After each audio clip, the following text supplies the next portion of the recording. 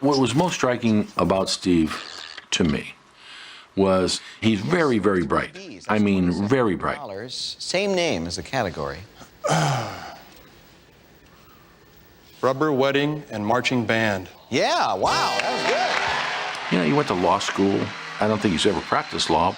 He can do whatever he wants. I always thought he would be the governor of Utah.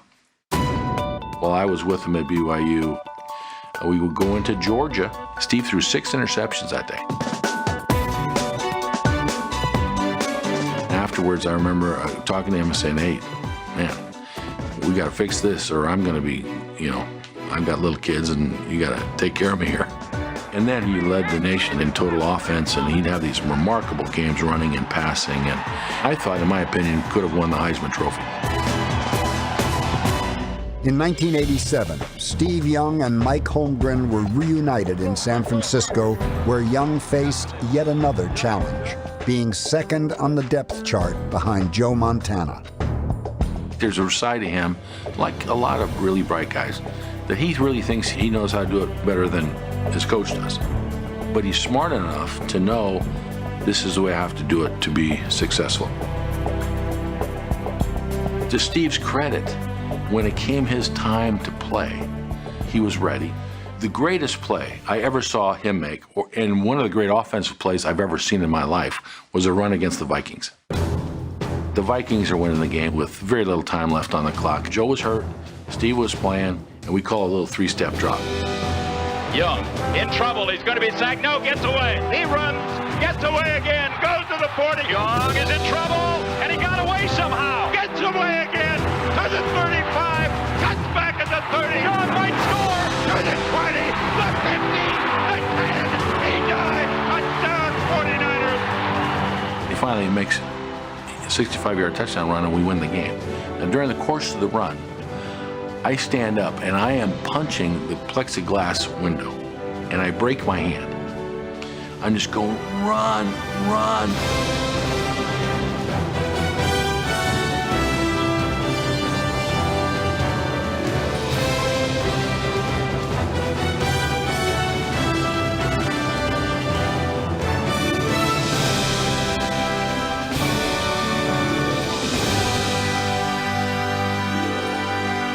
To be great, as Steve became, Hall of Fame and all that stuff, he had to discipline himself as a thrower. I can't rely on using my legs to get out of this all the time. And with Steve, you know, you coach him, but he kind of figured these things out for himself. We got to be able to put plays together without tripping, without throwing interception. All right? Let's put it together. And now he throws for the end zone, and he's got Owens, and he catches the ball! Young learned to beat teams with his legs and his arm. His career passer rating of 96.8 is the highest of any quarterback in NFL history. You know, one of my favorite moments in football is you let the ball go, and you get hit immediately, and you're the bottom of this pile. And the only way you can tell what's going on, because your face is in the mud, is to look and kind of watch the fans. You know that it's completed, and then the cheer gets louder, like he's gone in for a touchdown. At that moment, art's at its greatest form, because that's kind of football. You kind of see it, you kind of have an idea, you kind of practice it, and then you just let it go. And like Sid Gilman used to tell him, coach, there's no rubber band on that ball, so just let it go and hope for the best.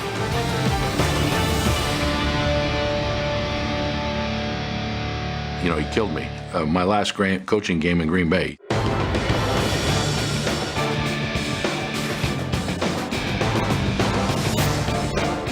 If you want to take one crack, maybe he's the guy you should go for. Young almost falls down, throws to the end zone. Owens! Owens! Owens! Owens! The ball had to be perfect. It was! Somehow, some way. Niners will win it! Niners will win it! Young played his best on the game's biggest stage, setting a record for the most touchdown passes in a single Super Bowl, with 6 in 1994. Left flat, Ricky Waters makes the catch, he's in! Touchdown 49ers! Quick pass to the goal line, Floyd falls in, touchdown 49ers! When he hit these points in his career, where it wasn't what he thought it should be. He did something about it. Whether you're talking about the day 6 interception thing at BYU or his having to sit on the bench a little bit in San Francisco. In all those instances, he decided, this isn't what I wanted, I want this, and he went and got it. So when he's holding that Super Bowl trophy, the elation, just the fantastic feeling you get from reaching the top of the mountain, you could see it. It's the greatest feeling in the world, is it not? 39 days! Hey, I share this with every one of you guys. Everyone in this room made a commitment, and we're there. And no one can ever, ever take it away from us, ever! The number 10 quarterback of all time, Steve Young. What are we starting with? Steve Young was almost like a unicorn, really. He was fast, he was accurate. The coverage was there. The ball had to be perfect. It was. He could throw deep, and he was left-handed. Young throws downfield. Jerry Rice. He's done it. Steve Young definitely deserves a spot in the top 10 of all time. Number 1, Vic. Let's have some fun here, Steve Young. Let's have some fun. Worse than driving on Lombard Street, our number 10 QB had a rough go-around replacing a legend. Growing up in San Francisco, this was Joe Montana City. They didn't want to accept Steve Young. Young responded with record-breaking play, setting league marks for most consecutive passing titles with 4, as well as the highest career completion percentage and passer rating. Young has been absolutely perfect. He was by far the highest rated quarterback before 2000. I gotta go to work! Nobody has led the league in passer rating as many times. He led it 6 times in 7 years. Woo! Big game, folks. Big time. I had to throw it kind of early. He would not be truly accepted in the fans' hearts until he won the big game. Young blew away the doubters with a historic performance in Super Bowl XXIX. Young goes deep middle. He's got Jerry Rice. Touchdown 49ers. Young quick pass left flat. Ricky Waters. Touchdown 49ers. Young slant in. Jerry Rice another touchdown. Steve Young is now number 1 all time with 6 touchdown passes. The quintessential Steve Young play, it's got to be his run versus the Vikings. Everyone says that for a reason. It's insane. In trouble. He's going to be sacked. No, gets away. He runs, gets away again, goes to the 40, gets away again, to the 35, cuts back at the 30, to the 20, the 50, the 10. He dives. Touchdown 49ers. For Steve Young to fill those shoes and to make those shoes his own, I think is reason enough for him to be on this list. I think 10's too low. He should be in the top 5 on this list. Hey, Coach, I'm way better. I've covered Steve Young as a writer, and he's one of my favorite athletes of all time. You could probably take him off. Ignore him. Ignore him. I like Steve Young a lot. I'm not sure that I put him in the top 10. He sucks. I don't think Steve Young should be on this list. I don't think he did it for a long enough time. I'm a Niner fan, so I just have to say this. I will fist fight everybody that doesn't agree he should be in the top 10. When I grew up, I didn't go away from home very much. So going to college, there were not many places. Despite I was recruited a lot of places, there was only one place that I was going to feel comfortable. That's the truth. And I think that was the place, BYU was the place that I knew that I could go and be comfortable. The summer of my freshman year, they put me as a scout team, and remember I was 8th string, and so coaches just aren't focused on the 8th string quarterback. No one really knew my name, and so I was starting to feel like I should have done something else. This is not working. I called my dad and said, Dad, I'm done. You know, one day after just getting beat up, and I said, this is crazy, I'm gonna come home. And he had the great quote, well, you can quit, but you can't come home. I'm not living with a quitter, so you can decide for yourself. And it was like, if he would have said, yeah, you know, it hasn't worked out, you know, pack your bags. My bags were already packed. You know, if you talk about the little things that happen that change your life, that was one there, because I would have gone home. And I think the coaches never really suspected that I would play quarterback. Well, I was sure of it because Doug Scoville, who was offensive coordinator, told me point blank he will never coach a lefty.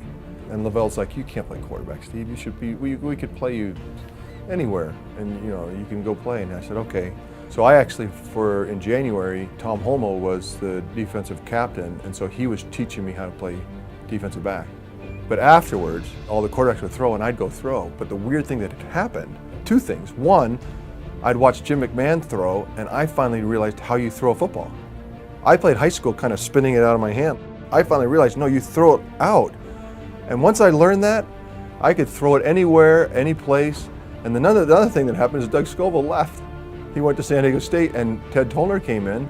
He saw me throwing, and he went to Laval and said, hey, just give me 2 weeks. And at the end of 2 weeks, we'll decide. And that was it. The truth is, I started playing trying to be exactly like Jim McMahon. He was very technically sound as a quarterback. I mean, one of the most technically sound quarterbacks I ever was around. As much as Joe Montana, but more than most anyone else. And he taught me how to play the position technically. Remember, Jim McMahon left, and he had one of the greatest careers in college football history. And here I come on, and no one still knew my name, right? So it was a real transition. I remember we went to Utah at the end of my junior year to win the game to go to the Holiday Bowl, and we'd end up winning the game. And then snow would start to fall, and we were up at Rice Stadium. And I thought, I still get chills when I think about it for myself, or what it meant for me to have accomplished something like that with my team. And done the thing that Jim did, you know, that we accomplished and kept the thing going. Missouri had a very, very good defense. I mean, we just hadn't played well, and so we were just trying to scratch out a win. We knew that, you know, to kind of tell the world who we thought we were, we better go finish this off. And so we got down about the 20-yard line, had a timeout, and Norm Chow said to throw it was the flea flicker back to the quarterback. And I thought, I was thinking, that's good, right? Because this is a tough defense. We didn't figure out something. I like that one. I just told Eddie, just throw it. I don't care what happens, just turn and throw it. So he did, he turned and threw it. And I think it was Bobby Bell, who was our star linebacker. He saw it, and and I don't know how he didn't catch it, but I caught it. And after that, there really wasn't much there. So it was one of those miracle, you know, Holiday Bowl moments, no question. And we knew we'd done something special to win that game.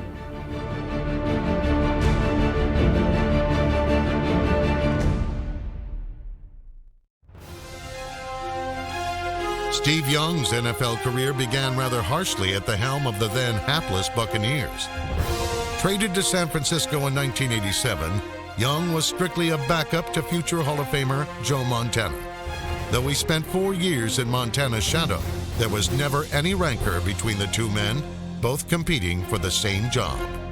We never had crosswords. We never, you know, whenever we were together, we talked, and even in the toughest times, there was never like a personal argument or anything like that. It just was young guy wanting to play, an older guy, the best in the world, wanting this young guy to get, leave me alone. I mean, it's just like the common natural parts of competitive spirit that really, so after the game, after he left or after he retired, it was just back to just having normal conversations. I mean, I just think that there was the competition never got to a place where it was, I think it was negative.